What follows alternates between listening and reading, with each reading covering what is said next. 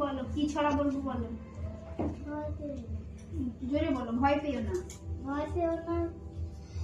লিখেছেন কবি সুকুমার রায়।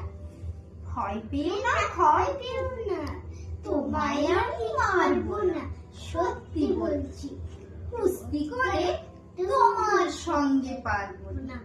মনটা আমার বড্ড নরম, হাতে আমার রাখতে নেই, তোমায় আমি চিবিয়ে খাবো এমন আমার সাধ্যি নেই।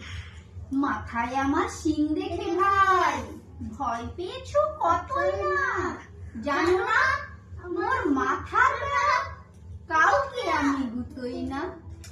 এসো এসো গর্তে এসো, বাস করে যাও চারটি দিয়ে, আদর করে শিখে তুলে রাখবো তোমায় রাত্রি দিন।